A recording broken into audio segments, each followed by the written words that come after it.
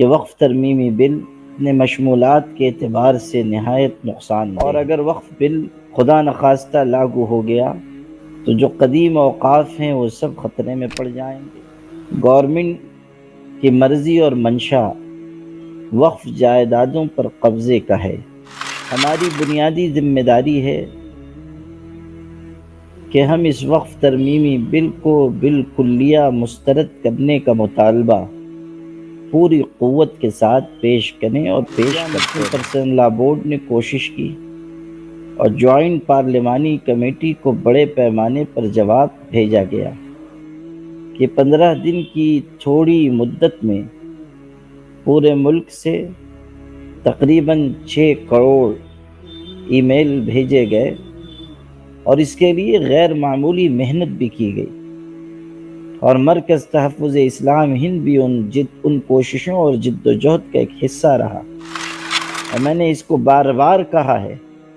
کہ اس وقت ضرورت ہے کہ ہم بہار میں اور آندھرا پردیش میں زیادہ سے زیادہ پروگرام کریں، نتیش کمار نائیڈو اور چراغ پاسوان پر دباؤ بنائیں کہ اگر آپ نے اس بل کے سلسلے میں حکومت کا ساتھ دیا تو پھر سمجھ لیجئے کہ آپ ہمیں حق لینا ہے، اگر ہمیں اپنی وقف جائیدادوں کی حفاظت کرنی ہے، اگر ہمیں اپنی مسجدوں، مدرسوں اور اپنی خانقاہوں اور اپنے قبرستانوں، امام بارگاہوں، درگاہوں اور اپنے یتیم خانوں اور اپنے تمام سماجی اور ملی اور تعلیمی اور رفاہی اداروں کی حفاظت منظور ہے تو پھر ہمیں مسلسل جد و جہد کرنی ہوگی اور ہمیں اپنے اندر اقدامی صلاحیت پیدا کرنا۔ اگر اس معاملے میں ہم پر یہ قانون، یہ بل مسلط کیا جائے تو ہمیں پھر ایک مضبوط آواز لگانی چاہیے، اور اگر مسلم پرسنل لا بورڈ باہمی مشورے کے بعد آپ کو آواز دے کہ آپ نکل کر آئیں، اپنے وجود کا احساس دلائیں، عوامی تحریک کا حصہ بنیں، جمہوری ملک میں جمہوری طریقے پر آپ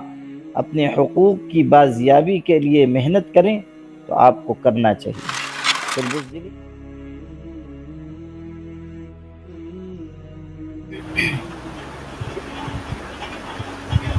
السلام علیکم ورحمۃ اللہ وبرکاتہ۔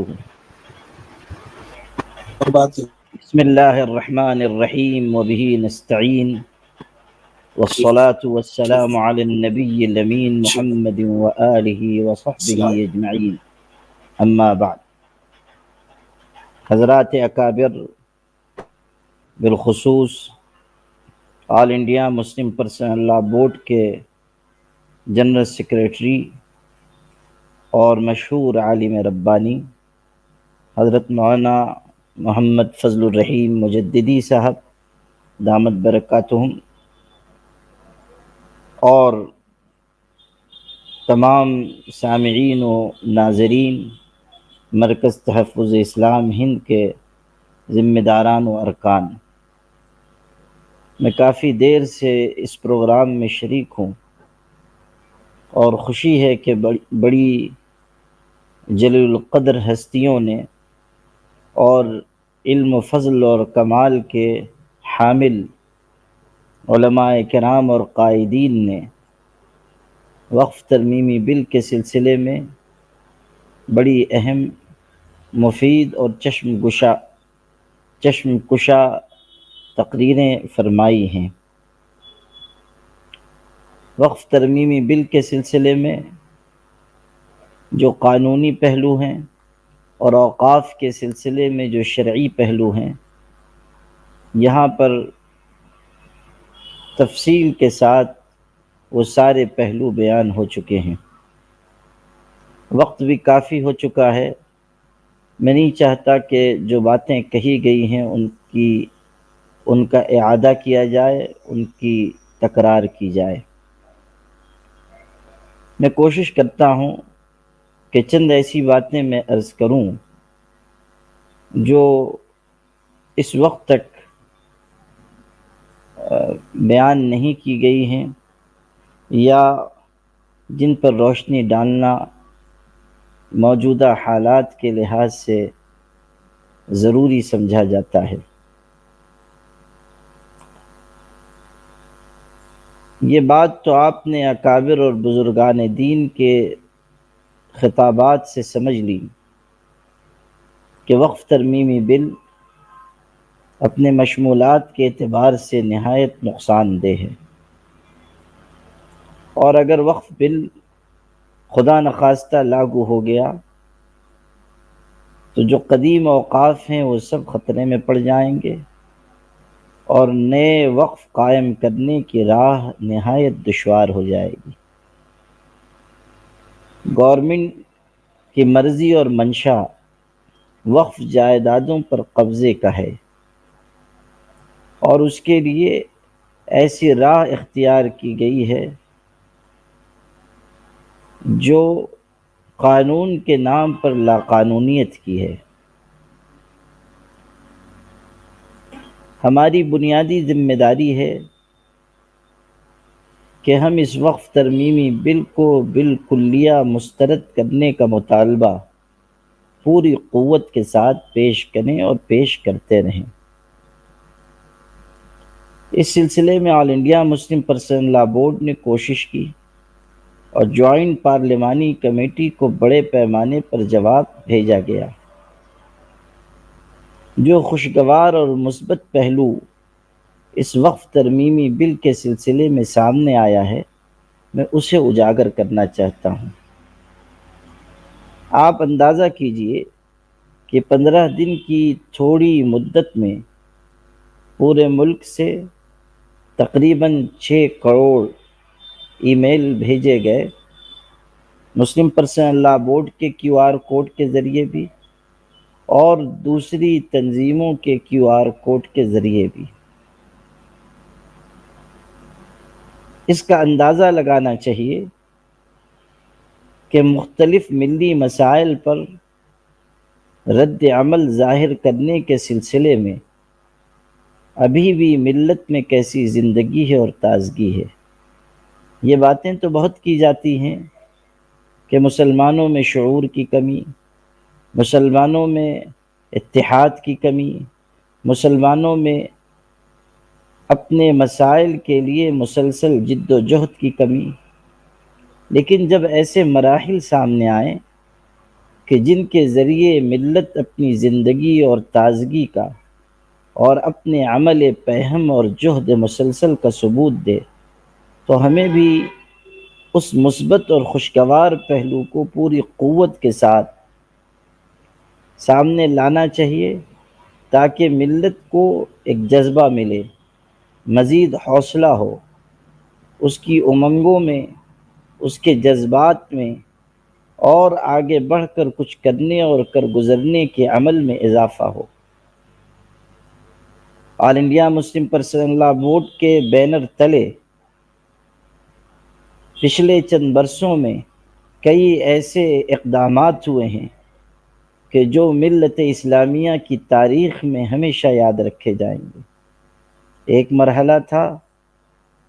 اس وقت جب کہ طلاق کا معاملہ سامنے آیا، پورے ملک میں ہماری بہنیں باپردہ ہو کر سڑکوں پر اتریں اور انہوں نے اپنے وجود کا اور شریعت اسلامیہ پر اپنے مکمل اعتماد کا اظہار کیا۔ مختلف شہروں میں لاکھوں کی تعداد میں عورتیں سڑکوں پر آئیں اور انہوں نے حکومت سے یہ کہا کہ ہم شریعت کے مطابق جینا چاہتی ہیں، آپ کی دی ہوئی آزادی ہمیں قبول نہیں۔ اس وقت صدر جمہوریہ نے یہ کہا تھا کہ ہم مسلمان عورتوں کو آزادی دلانا چاہتے ہیں۔ مسلمان عورتوں نے اس کا بہت واضح جواب اپنے عمل سے دیا کہ جو آزادی ہمیں اللہ کے دین نے اور اس کی شریعت نے دی ہے، اس کے بعد ہمیں کسی سے آزادی کی بھیک مانگنے کی کوئی ضرورت نہیں۔ پھر ایک مرحلہ وہ آیا کہ جب حکومت نے ہم پر یو سی سی لاگو کرنا چاہا،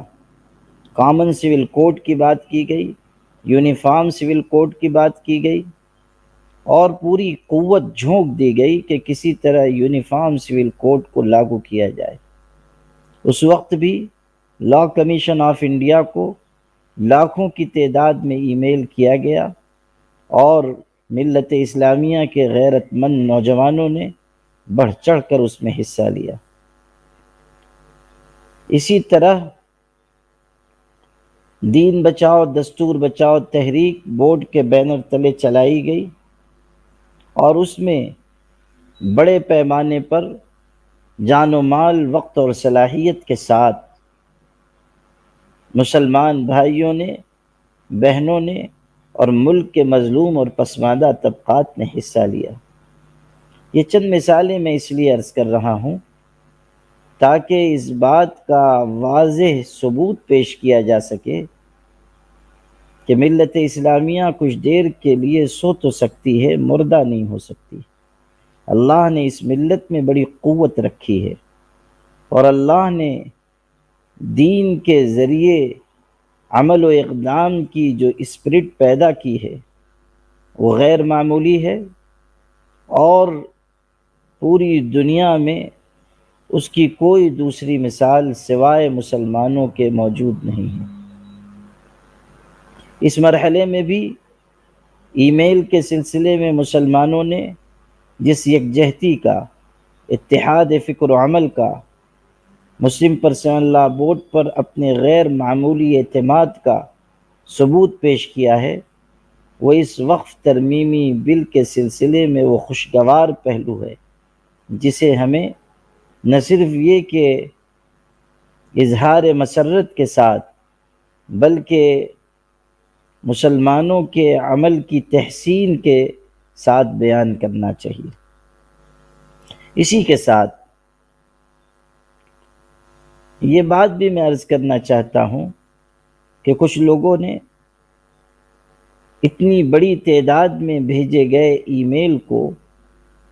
یہ کہہ کر بیوقوفی اور غیر دانشمندی کا عمل ثابت کرنا چاہا کہ جے پی سی تو اسی راستے پر چلے گی جو حکومت کی مرضی ہے، ہمارے ای میل کا کوئی فائدہ نہیں ہوگا، اور خام خواہ یہ محنت کی گئی۔ ہمارے بعض لوگوں نے تو یہاں تک کہہ دیا کہ ای میل بھیج کر لوگ جشن منا رہے ہیں، حالانکہ اس کو ردی کی ٹوکری میں ڈال دیا جائے گا۔ اصل میں بات یہ ہے کہ سوشل میڈیا ایسی بابرکت چیز ہے کہ پہلے کوئی ایک آدھ مفکر اسلام برسوں میں پیدا ہوتا تھا، اب سوشل میڈیا کی برکت یہ ہے کہ جو پتھر ہٹائیے اس کے نیچے سے 1 درجن مفکر اسلام نکلتے ہیں۔ یہ وہ لوگ ہیں جنہیں سوشل میڈیا نے مفکر اسلام بنا دیا، اور اپنی رائے کے اظہار کے لیے انہیں ایسا پلیٹ فارم مہیا کر دیا کہ وہ جو چاہیں لکھیں، جو چاہیں بولیں۔ میرے بھائی، مسلم پرسنل لا بورڈ نے اگر ایک فیصلہ کیا تو ہوا میں فیصلہ نہیں کیا، سوچ سمجھ کر غور و فکر کر کے فیصلہ کیا، ما لہو ما علیہ پر حاوی ہو کر فیصلہ کیا۔ بورڈ کے پاس مجھے ہوئے علماء کرام بھی ہیں، کہنہ مشق ماہرین قانون بھی ہیں، اور ایسے سمجھدار اور اصحاب رائے ہیں کہ جو ملک کی نبض پر بھی ہاتھ رکھتے ہیں اور ملت کے درجہ حرارت کو بھی پہچانتے ہیں۔ اللہ کا فضل ہے کہ بورڈ کا کارواں اس قحط الرجال کے دور میں بھی موقر، ذی علم اور جلیل القدر شخصیات سے آباد ہے۔ یہ اللہ کی مہربانی ہے کہ اس نے ایک ایسی اجتماعیت دی ہے جس میں مختلف صلاحیت کے لوگ ہیں۔ غور و فکر کیا گیا اور یہ جانتے ہوئے کہ جے پی سی حکومت کی مرضی کے مطابق ہی چلے گی، یہ فیصلہ لیا گیا کہ مسلمان ای میل کریں اور بڑی تعداد میں کریں، اور اس کے لیے غیر معمولی محنت بھی کی گئی، اور مرکز تحفظ اسلام ہند بھی ان کوششوں اور جد و جہد کا ایک حصہ رہا۔ ان کوششوں کے نتیجے میں یہ ممکن ہو سکا کہ بڑے پیمانے پر ای میل جائے۔ وجہ اس کی یہ تھی کہ ہم اس جمہوری ملک میں واضح کرنا چاہتے تھے کہ وقف ترمیمی بل کے ہم خلاف ہیں۔ اگر ہم بند کمروں میں خاموش بیٹھے رہیں، لوگ کہیں گے کہ وقف ترمیمی بل کے سلسلے میں مسلمانوں کو کوئی آبجیکشن نہیں۔ دوسری بات، اپوزیشن پارٹیز کو معلوم ہو گیا کہ مسلمان اس سیاہ بل کو مسترد کر رہے ہیں۔ تیسری طرف جو الائنس پارٹیاں ہیں ان کے اوپر ہمارا اسٹینڈ واضح ہوا کہ مسلم پرسنل لا بورڈ بھی اور خود مسلمان اور پوری ملت اسلامیہ ہندیہ بغیر کسی تفریق مسلک و مشرب کے اس سیاہ بل کے خلاف ہے۔ اب جب دوبارہ پارلیمنٹ میں اگر یہ بل آتا ہے تو اس وقت ہمیں اس کا فائدہ ہوگا جو اتنی بڑی تعداد میں ہم نے ای میل بھیجا ہے۔ ظاہر ہے کہ حلیف پارٹیوں پر جب آپ یہ دباؤ بنا سکیں گے کہ مسلمان اس کے خلاف ہیں، اور اگر آپ نے اس کی حمایت کی اور گورنمنٹ کا ساتھ دیا، تو مسلمانوں نے جس طرح آپ کو تخت پر بٹھایا ہے، مسلمان آپ کو تخت سے اتار سکتا ہے۔ مسلمانوں کو یہ سمجھانا ہوگا، حلیف پارٹیوں کو بھی، کہ آپ ہمارے ووٹوں سے جیت کر تخت اقتدار پر متمکن ہوتے ہیں اور پھر ہمارے ساتھ طوطا چشمی کرتے ہیں، بے وفائی کا معاملہ کرتے ہیں۔ تو ہمیں یہ احساس دلانا چاہیے کہ ہم صرف جتانا نہیں جانتے ہیں، ہرانا بھی جانتے ہیں۔ ہم صرف فرش سے عرش پہ پہنچانا نہیں جانتے ہیں، عرش پر بیٹھے ہوئے لوگوں کو فرش پر کھینچ کر لانے کا ہنر بھی ہم جانتے ہیں۔ اور میری بہت واضح رائے شروع سے رہی ہے، اور میں نے اس کو بار بار کہا ہے کہ اس وقت ضرورت ہے کہ ہم بہار میں اور آندھرا پردیش میں زیادہ سے زیادہ پروگرام کریں، نتیش کمار نائیڈو اور چراغ پاسوان پر دباؤ بنائیں کہ اگر آپ نے اس بل کے سلسلے میں حکومت کا ساتھ دیا تو پھر سمجھ لیجئے کہ آپ کی خیر نہیں ہے۔ جو لوگ ملاقات کر رہے ہیں وہ بھی اس تیور کے ساتھ بات کریں کہ آپ اپنا رخ واضح کیجئے کہ آپ کدھر جائیں گے۔ یہ نہیں کہ آپ ہم کو تھپ تھپا کر بھیج دیجئے کہ ٹھیک ہے آپ نے میمورنڈم دے دیا اور آپ نے فوٹو کھنچوا لیا، گھر جائیے اور آرام فرمائیے۔ ہمیں برابر کی سطح پر بات کرنی چاہیے۔ نتیش کمار ہوں، نائیڈو ہوں یا چراغ پاسوان ہوں، یہ کوئی آسمانی مخلوق نہیں ہے، یہ ہماری طرح کے انسان ہیں، اقتدار کی کرسی پر بیٹھے ہوئے ہیں۔ تو اس کا مطلب یہ نہیں ہے کہ ہم یہ سمجھیں کہ یہ سیدھے جنت سے تشریف لائے ہیں۔ ہمیں ان سے بات کرنی چاہیے، مضبوط بات کرنی چاہیے، دو ٹوک بات کرنی چاہیے۔ ان سے ہم صاف صاف بات کریں کہ آپ دو باتوں میں سے کوئی ایک بات کیجئے، یا تو آپ حکومت کے ساتھ جائیں گے یا آپ مسلمانوں کے سٹینڈ کو اٹھائیں گے اور حکومت کے اس بل کو اپوز کریں گے، اس کی مخالفت کریں گے۔ یہ کہ آپ ہم کو بھی تھپ تھپاتے رہیں، حکومت سے بھی نان نفقہ لیتے رہیں اور حکومت سے بھی یاری اور دوستی گانٹتے رہیں، یہ کام چلنے والا نہیں ہے۔ اور مسلمان مورکھ نہیں ہیں کہ آپ تھپ تھپاتے رہیں اور ہم جیتے رہیں۔ وہ دور چلا گیا جب لوگ شیروانی پہن کے، گلاب کا پھول لگا کے، انقلاب زندہ باد کر کے اور چند اردو کے شعر سنا کے ہم کو خوش کر لیتے تھے۔ اب شیروانی بھی اتر گئی ہے اور گلاب کا پھول بھی جو ہے وہ مریخ و مشتری پہ چلا گیا ہے۔ اب تو صورتحال یہ ہے کہ صاف بات کیجئے کہ آپ ادھر ہیں یا ادھر ہیں، مذکر ہیں یا مؤنث ہیں، فیصلہ کر لیجئے، درمیان میں نہ رہیے، ورنہ آپ کے بارے میں شبہ ہو جائے گا کہ آپ کوئی تیسری مخلوق ہیں۔ تو ہمیں اس لب و لہجے میں بات چیت کرنی چاہیے اور مضبوط بات چیت کرنی چاہیے۔ یہ بات بھی میں عرض کرتا چلوں کہ یہ جو سوشل میڈیا پر اس طرح کی باتیں چل رہی ہیں، ان باتوں کا ہم لوگوں کی طرف سے مثبت اور مضبوط جواب جانا چاہیے، اور یہ نہیں سمجھنا چاہیے کہ ای میل کی تحریک کوئی غیر دانشمندی کا عمل ہے۔ اس سے اگلی بات میں عرض کرتا ہوں، میں نہیں چاہتا کہ وقف ترمیمی بل کے نقصانات میں گناؤں، وہ گنائے جا چکے۔ میں نہیں چاہتا کہ میں وقف کی مذہبی شرعی حیثیت پر گفتگو کروں اور آیات و روایات پیش کروں۔ میں یہ بتانا چاہتا ہوں کہ اس وقت جو کوشش مسلم پرسنل لا بورڈ نے کی ہے اور اس کا ایک بہت اچھا تأثر ملک میں گیا ہے، خود مسلمانوں میں ایک زندگی اور تازگی اور قوت محسوس ہو رہی ہے۔ اب سوال یہ ہے کہ اگر خدا نخواستہ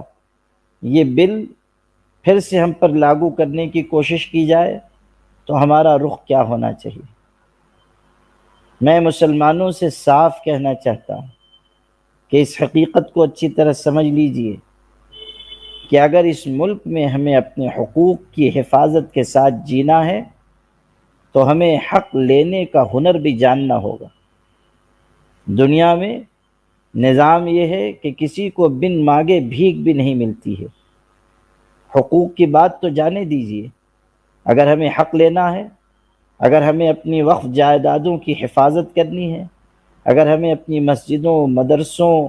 اور اپنی خانقاہوں اور اپنے قبرستانوں، امام بارگاہوں، درگاہوں اور اپنے یتیم خانوں اور اپنے تمام